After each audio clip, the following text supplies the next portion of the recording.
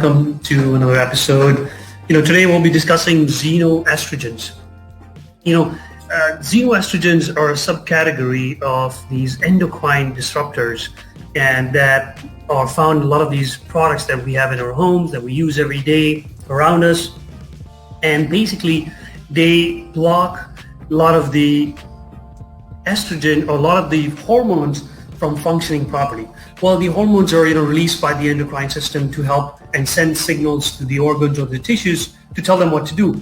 But when these xenoestrogens or these endocrine disruptors are introduced in our system, they act like these hormones and they mimic these hormones, and they basically bind or block those receptors of those hormones. Remember, the body is the lock and key, and basically it prevents or heightens that particular hormone to a certain level and causes different symptoms. Now, the xenoestrogens are those subcategory of those substances that are found in these products that mimic the estrogen molecule. Now, the estrogen molecule, of course, it's in male and female, predominantly more in the female, but it's also very much responsible for blood clotting, growth, reproduction, and the immune system, weight gain.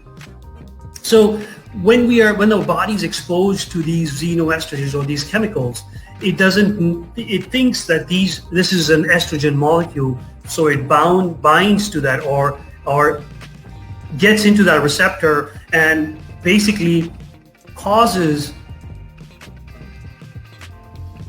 estrogen dominance. And when somebody has estrogen dominance, you could have a lot of effects happening with estrogen dominance. It's definitely weight gain, mood swings, and especially if it's close to the uterus or breast, where a lot of the estrogen is produced. And they're finding out in the studies that a lot of the cancers with breast cancer, prostate cancer, uterus cancer have a lot of those estrogen dominance. And it's good to know where and what these substances are.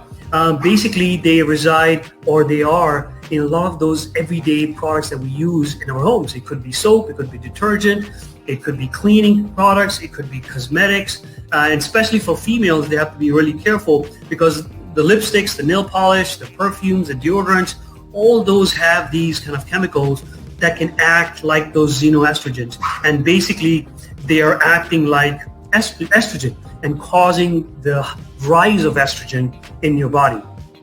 And hence, a lot of weight gain, especially in the bust area, especially in the hips area, in the thigh area. And that could give you a sign of high dominance estrogen.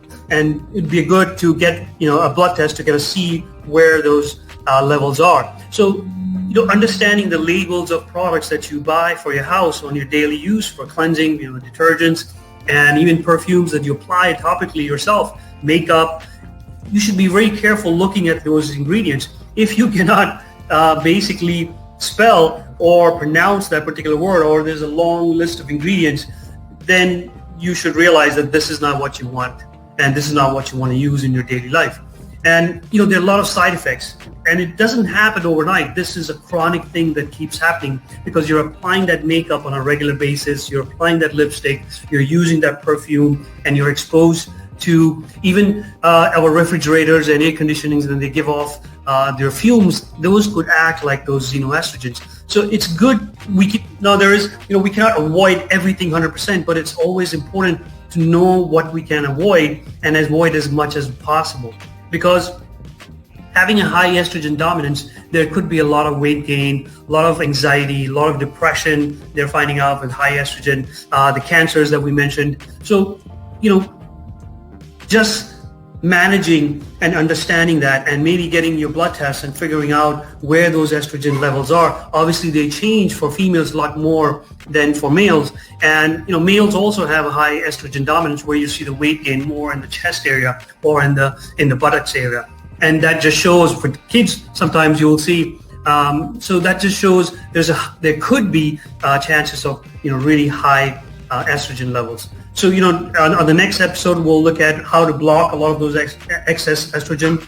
And so I hope this was helpful, and to avoid xenoestrogens, avoid those chemicals, I know we try to get organic food and organic materials, but they're also in plastics, which can also, give off those xenoestrogens.